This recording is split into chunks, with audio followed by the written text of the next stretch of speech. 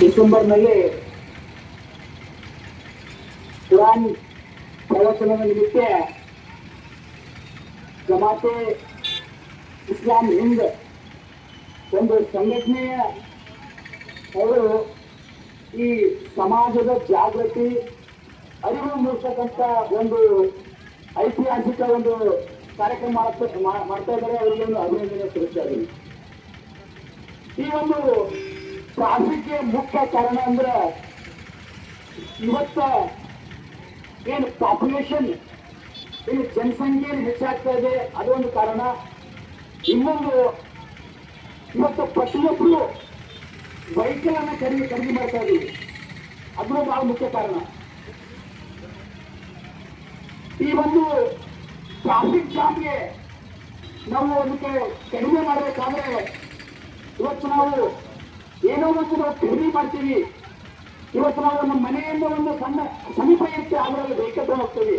ಆದ್ರೆ ನಾವಲ್ಲಿ ಏನ್ ಮಾಡಬೇಕು, ನಡ್ಕೊಂತ ಹೋಗ್ಬೇಕು.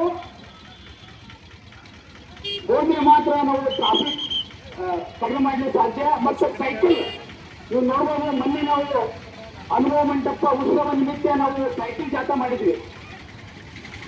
ನಾವು ಸಮೀಪ ಇರ್ತಕ್ಕಂಥ ಸ್ಥಳಗಳಿಗೆ ಸೈಕಲ್ ಮೇಲೆ ಹೋಗೋದ್ರ ಮುಖಾಂತರ ಟ್ರಾಫಿಕ್ ಜನಸಂಖ್ಯೆ ಸಹ ಕಡಿಮೆಯನ್ನ ಮಾಡಬಹುದು. ಇನ್ನೊಂದು ಸ್ವಚ್ಛತೆ. ಇವತ್ತು ನಾವು ನೋಡಬಹುದು ಬಸವ ಕಲ್ಯಾಣದ ಜನಸಂಖ್ಯೆ ಸಹ ಬಹಳಷ್ಟು ಹೆಚ್ಚಾಗ್ತಾ ಇದೆ.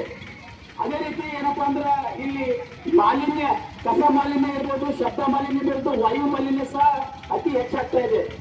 ಈ ಒಂದು ನಾವು ಕಸ ಮಾಲಿನ್ಯವನ್ನ ಕಡಿಮೆ ಮಾಡಬೇಕಾದ್ರೆ ಇವತ್ತು ಕ್ಯಾರಿ ಬ್ಯಾಗ್ಸ್, ಇವತ್ತು ನಾವು ಮಾರ್ಕೆಟ್ಗೆ ಏನೇ ಒಂದು ವಸ್ತುವನ್ನು ಖರೀದಿ ಮಾಡಬೇಕಾದ್ರೆ ನಮ್ಮ ಮನೆಯಿಂದ ಒಂದು ಥೈಲಿಯನ್ನು ತಗೊಂಡು ಹೋಗ್ಬೇಕು, ಚೀಲವನ್ನು ತೆಗೆದುಕೊಂಡು ಹೋಗ್ಬೇಕು. ಇವತ್ತು ನಾವು ಏನ್ ಮಾಡ್ತಾ ಇದ್ದೇವೆ, ಯಾರು ಸರ್ಕಾರಿ ಆಗಿ ಒಂದು ಏನೇ ಒಂದು ಖರೀದಿ ಮಾಡಬೇಕಾದ್ರೆ ಅವರು ಏನ್ ಮಾಡ್ತಾರೆ, ಕಳಪೆ ಮಟ್ಟದ ಕ್ಯಾರಿ ಬ್ಯಾಗ್ಗಳಲ್ಲಿ ಹಾಕಿ ಕೊಡ್ತಾ ಇದ್ದಾರೆ.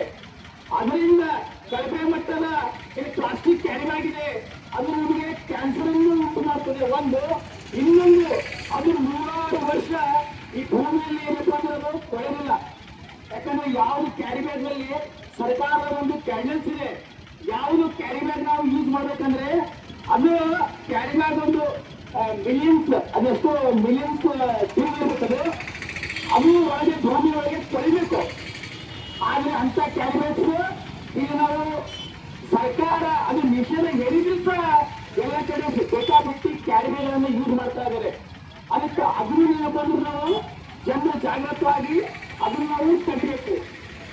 ಇನ್ನೊಂದು ಮುಖ್ಯ ಕಾರಣ ಏನಪ್ಪಾ ಅಂದ್ರೆ ಈ ಬಸವ ಕಲ್ಯಾಣದಲ್ಲಿ ಇವತ್ತು ಜಮಾತೆ ಇಲ್ಲಿ ಮುಸ್ಲಿಂ ಏನಪ್ಪಾ ಅಂದ್ರೆ ಇವತ್ತೇನು ರ್ಯಾಲಿ ಮಾಡ್ತಾ ಇದ್ದಾರೆ, ಜನಜಾಗೃತಿ.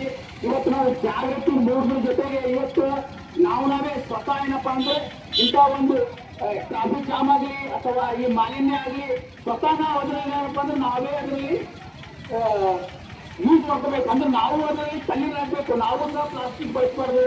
ಟ್ರಾಫಿಕ್ ಸಮಸ್ಯೆಗೆ ಏನು ಕಾರಣ ಇದೆ ಅದನ್ನ ನಾವು ನಮ್ಮ ಜೀವನದಲ್ಲಿ ಅಳಿಸ್ಕೊಂಡ್ರೆ ಮಾತ್ರ ಏನಪ್ಪಾ ಅಂದ್ರೆ ಈ ಟ್ರಾಫಿಕ್ ಸಮಸ್ಯೆಗೆ ಏನಪ್ಪಾ ಅಂದ್ರೆ ಪರಿಹಾರ ಕಂಡುಕೊಳ್ಳಲಿಕ್ಕೆ ಸಾಧ್ಯ ಅನ್ನೋಂತಕ್ಕಂಥ ಮಾತನ್ನು ಹೇಳ್ತಾ ಇವತ್ತು ನನ್ನ ಮತ್ತೊಮ್ಮೆ ಏನಪ್ಪಾ ಅಂದ್ರೆ ಅಭಿನಂದನೆ ಏನಪ್ಪಾ ಜಮಾತೆ ಹಿಂದ್ ಮುಸ್ಲಿಮರಿಗೆ ಅಭಿನಂದನೆ ಹೇಳ್ತಾ ಇದ್ದೀನಿ. ಮತ್ತೆ ಇಂಥ ಸಮಾಜದಲ್ಲಿ ಜಾಗೃತಿ ಮೂಡಿಸ್ತಕ್ಕಂಥ ಕೆಲಸಗಳು ಪ್ರತಿಯೊಂದು ಸಂಘಟನೆಗಳಿಂದ ಆಗಲಿ ಅಂತಕ್ಕಂಥ ಮಾತನ್ನು ಹೇಳಿ ನನ್ನ ಮಾತನ್ನು ಮುಗಿಸೋದನ್ನ ಎಲ್ಲರಿಗೂ ಧನ್ಯವಾದಗಳು.